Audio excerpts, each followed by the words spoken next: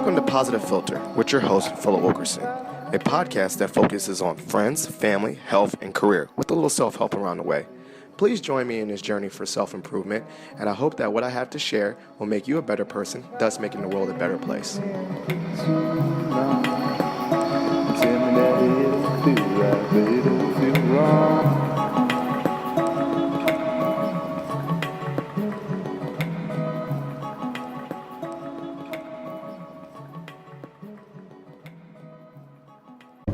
So hello, Positive Filter listeners. It's Philip Wilkerson back with another episode of Positive Filter. I'm joined by Christy, and we're doing our live episode, or not live episode, but we're doing our Q&A episode routinely every couple months or so. We're going to gather questions from the listeners, and then we're going to do a Q&A, which I'm going to be joined by my Positivity team, Positivity co-captain, Christy here. We did a last Q&A together, and so now we're doing another one. And so, Christy, you introduce yourself again for people that this is their first podcast. Hey, everybody. My name is Christy Michaels. I'm a colleague of Phil's. I work as the Employer Relations Coordinator here at George Mason University Career Services. I played basketball all my life, and positivity is a huge impact, a huge part of my life that I try to spread everywhere. So I'm happy to be here. You know, I think, Chrissy, we're going on the fly. I think now we got a rhythm and we're going live. Maybe we just go knock these questions out. But before we do, we're going to just try to answer as best we can.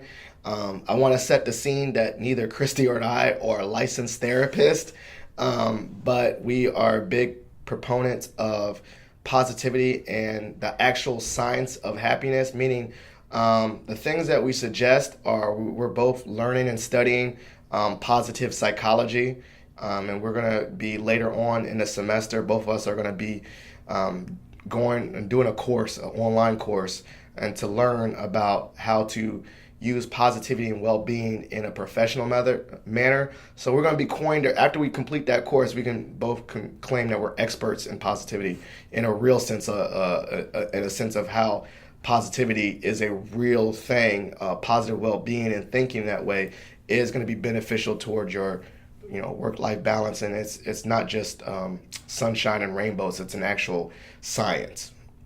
So Chrissy, let's hit up with the first question. All right, our first question is, how do we combat toxic masculinity? And that's from my boy Alex Stone, who has the Transparency Report. It's a good podcast. Check it out. I would say, from my understanding, toxic masculinity is the sense of manliness and groupthink among men, but it flips over to, I guess, the word toxic to a negative place. Like feeling like, amongst a group of guys, that negative locker room talk, as they say. So I guess the way I would combat toxic masculinity is being very transparent with fellow men, being vulnerable with each other, being open to expressing real feelings. And also, I think another way to address toxic masculinity is to address that group think, like in the regards of locker room talk. If you hear things that are inappropriate in a group setting amongst men, being able to stand up when, you might be by yourself in that opinion. So, I don't know, I think that's just kind of the rough way I would combat toxic masculinity, is being transparent and also being an advocate when I think that wrongdoing is being displayed. Absolutely. I would agree. I think that communication is a big part of that. When you hear something, when someone around you is saying something that's inappropriate or might make someone else feel uncomfortable or belittled, just addressing it right there when it happens. That's the best way to move forward, is to address the issue and try to move forward with it. That's a good one. All right, let's go on to the next one. All right, the next question is, what is your biggest political issue? The economy, education, the environment, criminal justice reform, or other? And who's that from? That is from Sharp. Yeah, Chris Sharp. Shout out to you. So I try to take a lens what's applicable to my life and my career. So I think education is a big one. And in regards to education, I think the biggest one that I want to know for upcoming elections and, policies is accessibility for education. I think that particularly college is too expensive, and it's not fair to have these tuition be so expensive that limits the amount of access that people can have, to education. And so I like to see whoever is going to be a candidate for presidency address that about whether, free. I like free community college or anything where maybe there's not necessarily free just handing out education, but what could be done where a person can get educated and then pay back that towards society. So maybe if you're a teacher in training, you get your free education to be a teacher, but then you're obligated to X amount of years. And giving back. And we've seen this model with certain things where like, I can't remember what country, but like they make everyone join the military. Like when you're eligible and healthy, you join the military. But after you join the military, giving your public service to the country, then you get some benefits of education or such and that. So it's a give and take where people are not feeling like we're having freeloaders or whatnot. They're giving to society, but at the same time they're rewarded by getting educated and getting the training to be successful. So I think in my political thing, the thing I'm gonna keep an eye out particularly is what issues are addressing education. Absolutely. In order to move forward and progress as a country, education is a huge part of that, and everyone can take their part in that. So when it's more available to everyone, then we can improve more around. For me, I would say the environment's another big one, just because thinking long term of our future existence, bringing children into the world really needs to be taken care of and loved, so that we can still be here hundreds of years from now. So I want to see ways that they're addressing the environment and trying to create reform around that to monitor and decrease all the toxics that we are releasing into our environment. True. I mean, unless we're going to do that thing where you get in a spaceship and we colonize other planets. But I'm probably going to be too broke to get on the spaceship. So I want to make sure that the Earth is okay. I mean, for real, they're talking about that like, it's scary to think about, colonizing other planets, and then only probably the wealthy people are going to be able to afford to get on these, what they call like arcs and stuff. So I'm too broke, so I'm going to have to figure out what I can do on Earth because I'm staying here. So, yeah, that's a good question. All right, the next one we have is, how do you spread or teach positivity to your children in what seems to be such a negative world at times? Oh, shout out to Frat Aboom. That's a good question. Obviously, as a father of two young children, I think one of the best way to teach is to live. So it's funny because I already see that my son is picking up on mannerisms. He's automatically now, I think he automatically reinforces things. So like if I do something good, he goes, "Good job, Daddy." And I'm like, wow, this boy is using words of affirmation already on me.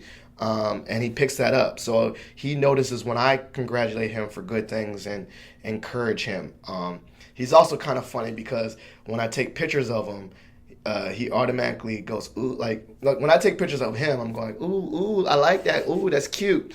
And now he's getting into like taking photos of himself, like on my smartphone or my iPhone, or like we gave him a digital camera, an old digital camera, and he does it back now. He's like, ooh, Daddy, ooh, I like that pose. Ooh. So I think we know that kids are sponges. And then you said in this negative world, you're right. Like I can't influence the outside bubble, like when they leave the world and I send them out into the world as adults, I can't control what they'll experience, but I can control what I have control over is my bubble, what's in my home when they cross the threshold of my front door. You know what I'm saying? So the way I combat the world is make sure that the bubble that they live in my world, or I mean not my world, our world, their little world, is a positive one. And then hopefully I equip them with the confidence and the self-assurance and the skills, coping skills, that when they go out into the real world, they're able to handle those things. But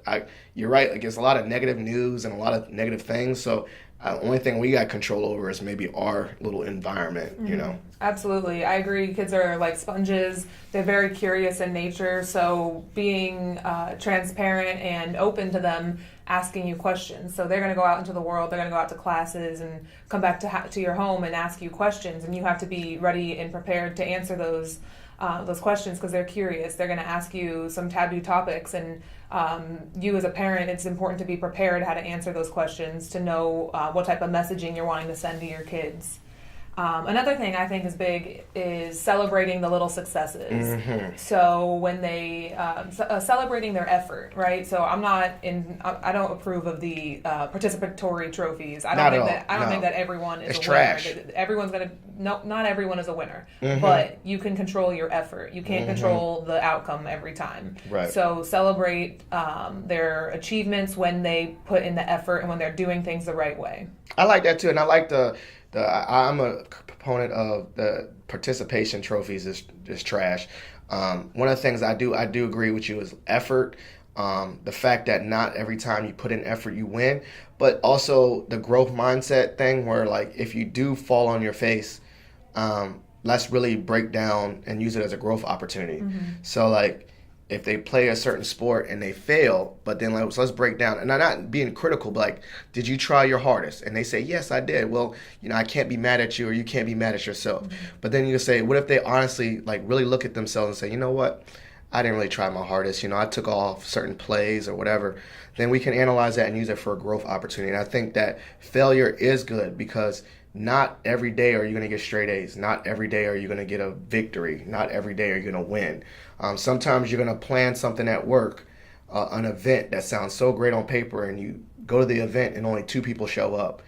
And that doesn't have a reflection on your effort, but what could be some growth opportunities. So I like that. And that's what we're going to teach what me and Maggie would like to teach to our children. Absolutely, and that's teaching your children how to reflect. So picking out those growth areas as opposed to just focusing on the outcomes. Yeah. Great. Yeah. So the next question is, what are various ways in which we can affordably normalize self-care and mental health support for people of color and Black men in particular? Okay. That's my boy, OK Inya. Shout out to Frat again. I mean, all the frats coming through with the questions.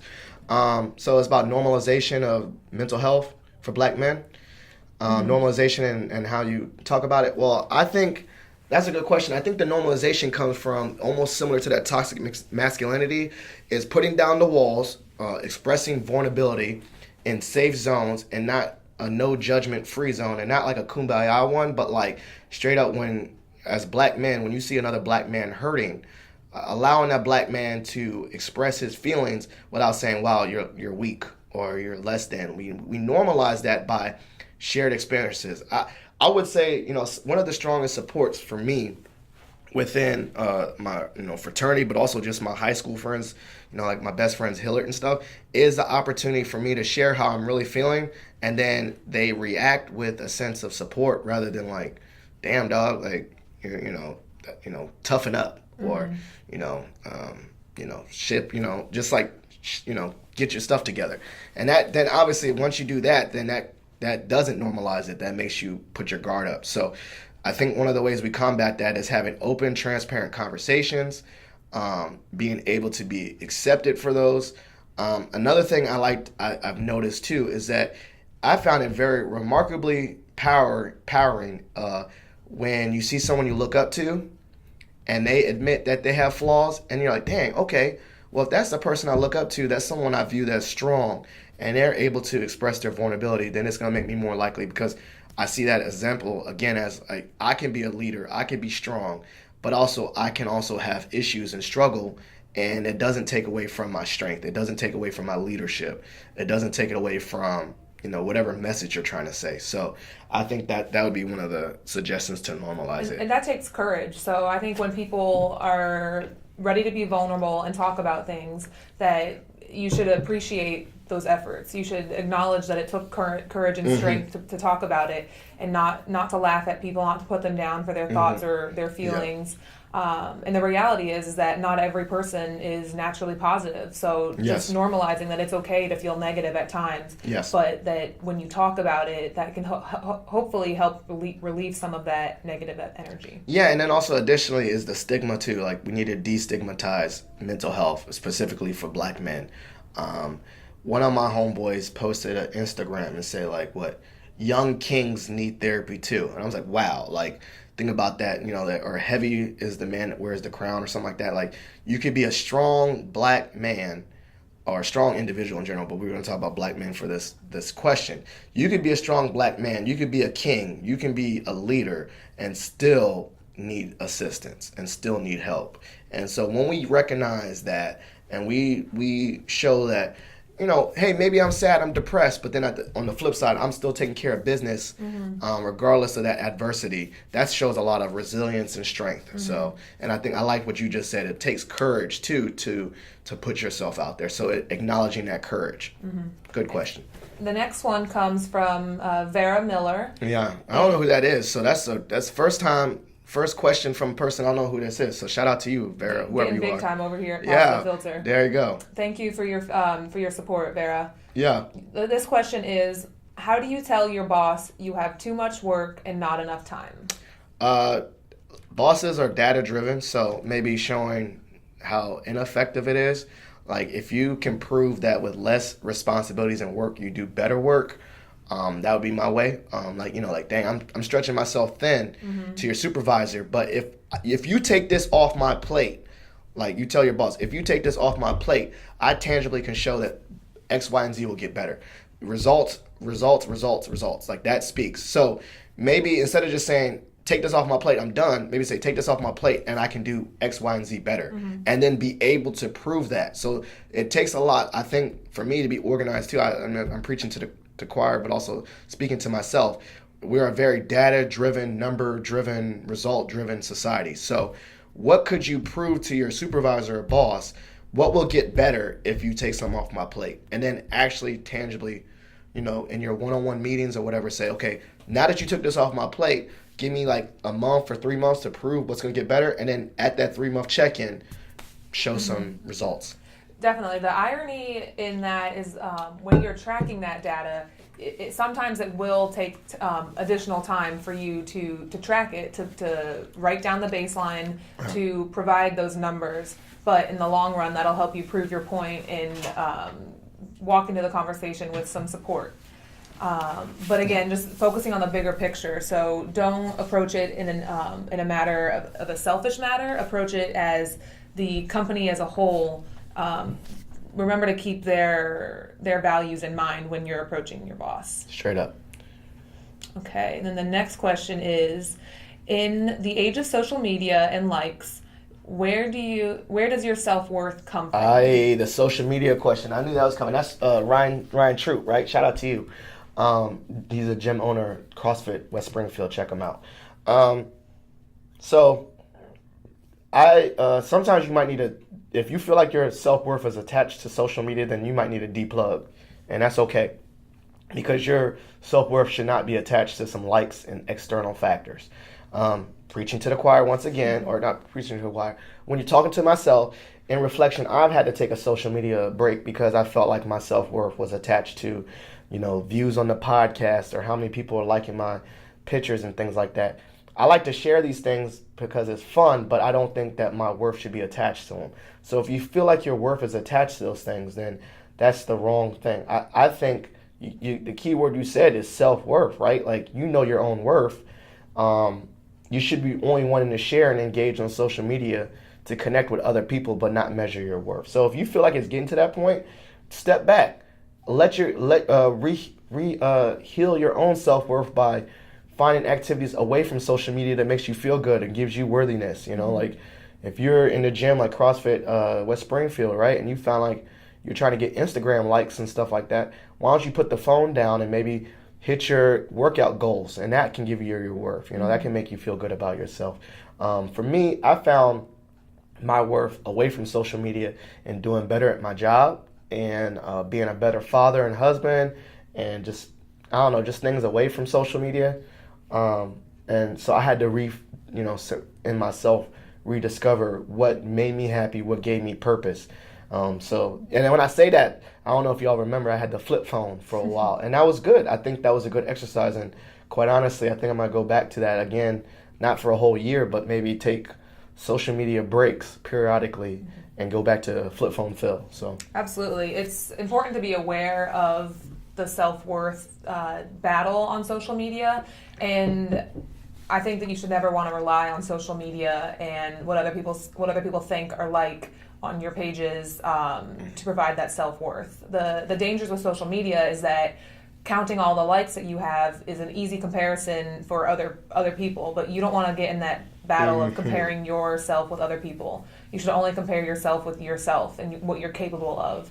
So if you're trying to compare your likes to someone else, that's not a good idea, because people are choosing what they want to show on their social media. So they're putting their best foot forward as opposed to hiding, or they're not showing their entire self. So you can't just judge someone based on their profile and their pictures, because they're choosing what to put up there. Yeah, it's a mask. It's all a big mask. And like, obviously you put the walls down. I mean, we all know the positives. You know, I've made connections. I've met people. I've reconnected with people via social media. But we also know the down point. It's a drug. It's like a drug. Anything, there's moderation. So obviously adhere to the positive parts. But if you feel like it's tipping over into the negative zone, then you might need to take a little break. Okay.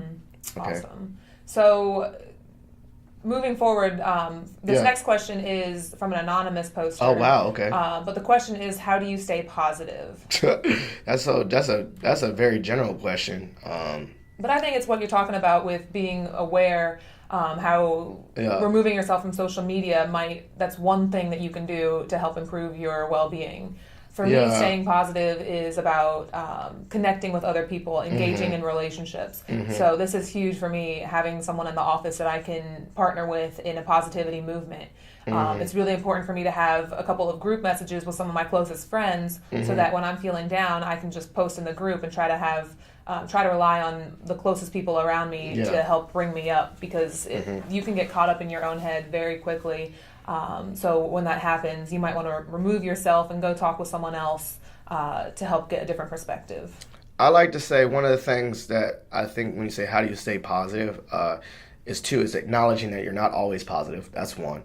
And two, it's like anything else. It's like a muscle. I've felt like I've trained myself to be positive. I've done little small things. Like, for instance, I use my 5-minute journal every day. That works. That's my thing. And that is basically becomes an exercise where it's basically I'm training my positivity mind muscle. Me and you, we say a prayer, once a day. And I'm not saying like I'm the most religious, spiritual person, but the words in that prayer that we say it's a written words. It just has it almost becomes my mantra, where I think about it constantly in the back of my mind. And there's words in that prayer that says allow me to forgive myself for the mistakes I make and things like that. And if I constantly feel like that, okay, I can forgive myself for the mistakes I make. I make a mistake. I can forgive myself for the mistakes I make. So it becomes a habit. My mind is already it's naturally trained to be positive, not because I'm a super positive person, but it's I've worked at it. It's actually an actual mental exercise. So when people see that I'm a positive person now, or let go of things, or go with the flow, it's not because, that's just innately how I am. Well, some of it might be a baseline, but I think the way I stay it is that I practice. It basically become practice. Absolutely. It's going to ebb and flow. You're going to have highs and lows. Yeah. So just remembering that you can choose to come back to the mentality that you want. Right. Okay, cool. The next question is from Justin Ortiq. Yeah, Ortiq. Shout out to you, Frat. I got mad Frat on these things, so shout out to them. What effect do you think optimism has over personal growth and overall well-being? So which one? Optimism? Yeah. Optimism has a great effect. I think what happens is if you're optimistic, you're able to, what they call it, you have stress elasticity, meaning the more optimistic you are, you're able to adjust to bad things. You're able to stress yourself with stress. So I'm naturally prone to handling stressful situations because I've stretched my resilience muscle, you know what I'm saying? So I know there's going to be trouble, but I'm okay, trouble happens all the time. It's not going to be permanent. And also I think optimism has had a profound effect on my goals, because now that I'm optimistic, or try to have an optimistic approach, I see little steps as victories, and I'm okay, dang, shout out to myself. I stick with the podcast. One of my goals, I don't even care how many listeners I get, but one of my goals for myself was I'm going to be weekly. I'm going to have one every Monday. So the fact that I got a podcast every Monday and my optimistic view about it, I feel like I'm already winning, Absolutely. and maybe one episode on one Monday is like gets way more downloads or people are engaged more. But I'm more proud of the fact that I've been consistent. Mm-hmm. So I think optimism has a profound effect on your growth and well-being, because also like the fact that I'm positive has me more likely to stick with it. Like if I was negative or pessimistic, and each time something gets better or worse with my podcast, I'm like, man, this is probably the last time. I should not post anymore. But now that I'm like, okay, it's okay, and this is a small step, it helps me stay on track with the goals I have. Mm-hmm. And I think it helps to move forward. So if you're being optimistic, you're not dwelling on the past. You're not overthinking things that you can't change. Being optimistic helps you control what you can control. When you're setting goals, breaking those down into smaller, tangible tasks, like you mentioned, the weekly, the daily. Yep. So it's just putting things in perspective in a manageable task. Yeah, shout out to them. So the next question we're going to discuss is another anonymous. So thank you again to our listeners out there sending in questions. And I appreciate you still sending questions, even if you don't want to be identified. I think that's great. I mean, this is a safe zone. So if you are a listener of the podcast and you want to leave a question, you don't have to put your name on it. We love these questions. So please don't feel like don't be afraid to leave questions, because we won't put your business out there. Right. And this is a good one too. If someone isn't good at making friends, how can they fix that and start becoming more socially engaged? I don't know. I can't handle this one because I don't think I really have trouble making friends. I'm extra, so maybe I don't know if there's more shy people. My wife makes fun of me. She says I'm an extroverted, so I have to work on my empathy for that situation. So I'll let you handle that one, Christy. Certainly. I have a couple ideas with this one because I naturally am a shy person when I meet new people, so I like to, again, strengthen numbers, tag up with someone in the office, such as Phil. Phil and I will go to other events across campus, go to other offices, meet new people together. So it's easier for me to approach a new environment, something that I'm unfamiliar with, when I have someone that I know right there next to me. So that might be worthwhile, tagging up with someone who's more outgoing than you are, but that you feel comfortable trying new events with. And then another thing I have is to start small. So when you go to the grocery store, strike up a conversation with the cashier. Ask someone for help. Ask someone for a question. Speaking with strangers is an easy practice because odds are they're not going to remember you, or you might not ever see them again because they are a stranger. So find ways that you can practice small steps at a time, getting out of your shell. Because like everything in life, it takes practice. You start to learn different tools that you can strike up a conversation with people, and you'll gradually become feeling more confident in yourself. Because everyone's just another human on this earth. We're all living on the same earth. So don't approach it in a scary sense. Approach it in just talking to another person that is in your world. All right. Well, now that you said that, like that's why it's a good team, because now it leads me to something to follow up on that. 2, small talk is a great exercise to help you make friends. And the ways I encourage people for networking is be very observational. If you go to the same event, maybe just reflect on what you're both experiencing. Like if you go to an event and you see a speaker and you say, oh, I like that speech. What did you think about that speech? And just engage in small talk, or just talk about the moment or whatever. If you're at a sporting event and you're sitting next to the person next to you, like, wow, that was a good basket. Just small talk, practicing small talk. And 2, I think you really nailed it on the head is the approach that we're all human beings. I don't know, I randomly came to this notion that no one on this earth is above or unapproachable. Like, no one on this earth is God, right? Now, with that being said, like taking everyone off the pedestal, there are people that you obviously show respect to. You're not cocky and disrespectful. But I feel like I can approach anyone in this world and anyone, ask conversation, in the worst case scenarios that they don't want to engage with me. But like if I come at someone respectfully, like, wow, like, sir or ma'am, I really enjoy, you are a leader, right? And I say things like, I really enjoy what your leadership in X, Y, and Z. I feel like no one's unapproachable. And in worst case scenario, this is like me making friends, or LinkedIn is like, they just don't respond to you. Like, right. And then what happens with my day? My day still goes on. So just have that mindset. Like, you're right, we're all human beings. Maybe some of us are more accomplished than others. So maybe for the people that are more accomplished and you're nervous, just, show a little bit of respect and compliment them. Yeah, everyone loves compliments. That's an easy one. If you see someone in the store wearing a nice shirt, say, hey, I like that shirt. Where'd you get it? Exactly. Just easy way to build that connection. Perfect. And if you see someone wearing a shirt that has your favorite sports team, that's an easy connection. So just finding that common ground where you have a topic that you feel comfortable discussing. Perfect. All right. This next question comes from my sister. Shout out to Stephanie Kaiser out in Denver, Colorado. Okay, Stephanie got like 5 questions on her. Are we going to answer all these questions from Stephanie or no? We'll tackle one at a time. We'll maybe save some for the other. Maybe we'll do another episode. But shout out to you, Stephanie. First of all, I want to give you a special shout out because early on, over the course of the podcast, you've been a really good support and sending in questions and listening. So I really appreciate you. So we're going to answer some of these questions. Maybe not all of them, though. This first one is, when you were in middle school, did you know that you wanted to accomplish all the things that you have so far? For example, owning a podcast, being married with 2 boys, graduating college. Can I just cut her off right now? Like, hell no. No. So I was joking the other day. Like, dang, when I was in high school, I literally was not the dream student. You know what I'm saying? Like, I was surprised. I mean, I knew I was going to go to college. I mean, my parents are both accomplished. My dad's a retired colonel. My mom's a doctor. So going to college and getting an education was just an expectation. So maybe in regards to my education, but I had like no clue what I wanted to do with myself. I had no goals. I had no identity. I did know early on just in life, particularly I guess after I started dating Maggie and I was like, this is the one.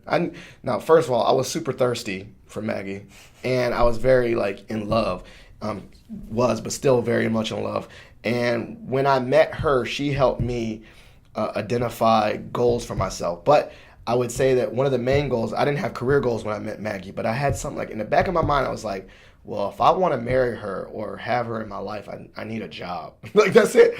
And then also, additionally, I knew Maggie used to joke with me, but I used to have these like vivid dreams. Like she was like, you have these like lifetime dreams. And all those dreams, it was a family, man. So I knew in the back of my mind, I always wanted to be a dad, but I had like no clue what job that was. So, I had like a dream that I'd come home from work, like this undisclosed job, and come home to the house with the boys and kids. But I had no clue what that job was. I just knew that being a father and providing was something. But all this extra stuff, like counseling, I mean, I just kind of fell into it, honestly. I just been open to new experiences. I'm super a mad random. I definitely am an extrovert. I just ask people questions. I talk to people. But I legit had like in middle school, high school, maybe even in college, I had no idea what I wanted to do with myself. And now, I mean, honestly, I'm 34 years old, and I still don't know what I want to do. But I've learned, and this is what I'm teaching to the students I teach at Mason, is that I don't need to figure out what I need to do with my whole life. I just like to know what my next step is. So I got some next steps. I got some goals for myself, maybe things to do with this podcast, being open to new experiences. But I really feel like I don't have to know this whole lifetime 10 years in the future. But I do see a future, especially with my family and friends, hopefully.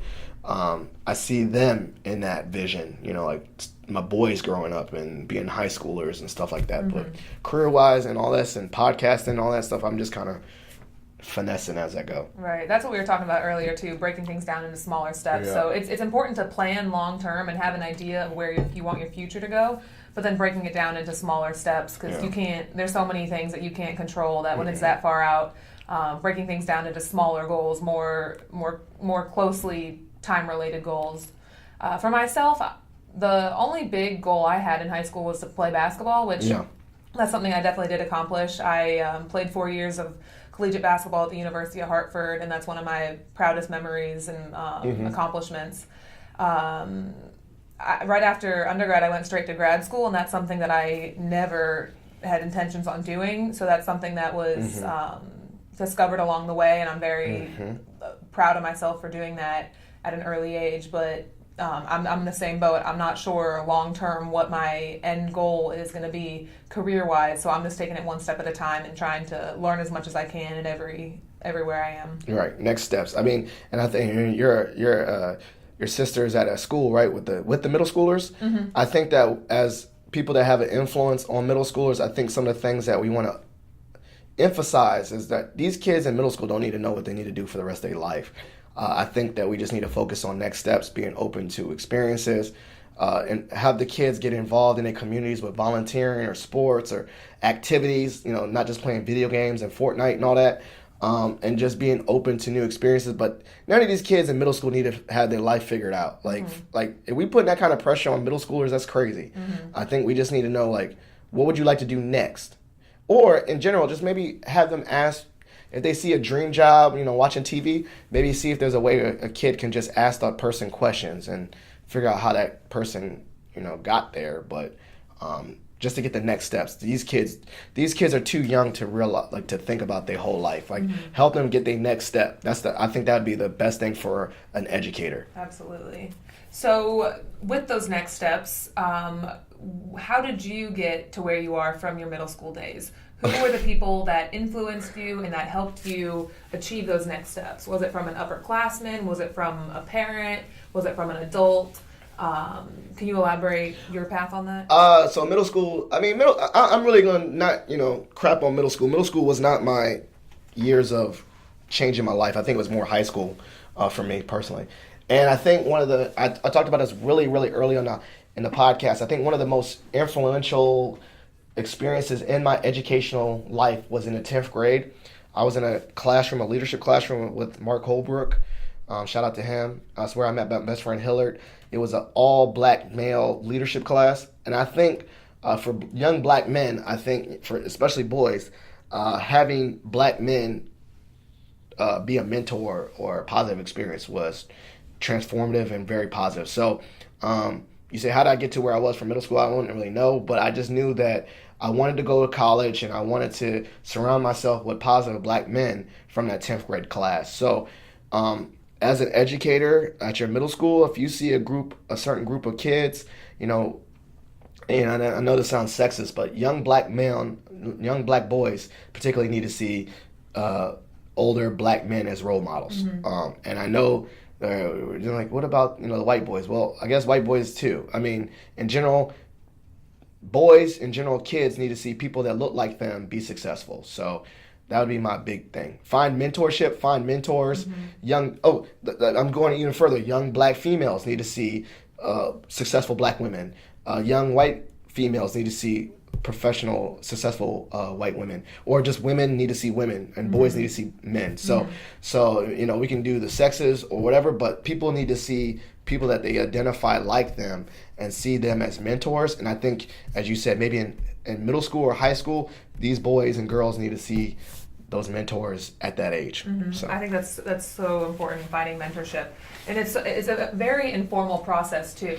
Mentorship can happen just by finding a common ground, something that you relate to with someone, and that's really important for young kids in school, to see someone that they can relate to and see the successes and learn from them, learn from people who came before them who are older, more experienced, about their path in their career, their path in their personalities. But so I think it's a twofold. Like you mentioned, your class, having a group of individuals come together, strengthen numbers. So definitely looking to upperclassmen to show you the way in your current situation, to show you how to maneuver school, but then also having a mentor to help you think about that long term, also think about what's next for you. And it's funny, shout out to that class in Holbrook's class. He was like trying to talk about leadership and all that stuff, and he's like, man, I wanted y'all all to become businessmen, entrepreneurs, and like over half of the class became educators. So like Hillard became a school counselor, a bunch of them became PE teachers throughout the county. And so I still keep in touch with Holbrook today. And he was like, man, I thought y'all was going to do some like big money thing, man. I was like, you set us up. You showed us educator, and now we all want to go into education. So and that's the way to pay it forward. You teach one person, and they go off and teach 10 more people who go off and teach even more. So shout out to black male teachers as well, because your influence in the classroom, you never know whose lives you're touching. Let's go to this last one, because let's wrap up. I got a couple questions, but we're gonna go to Patrick Harris because it kind of leads into black educators. He's got a podcast called the Common Sense Pod. And that kind of leads into the black mentorship. He actually teaches young black boys. And so we I think this kind of is a good tail off for our episode. Definitely. Thank you, Patrick, for this question. He's asking, how do you know when you are being yourself? How do you know when you're being your authentic self?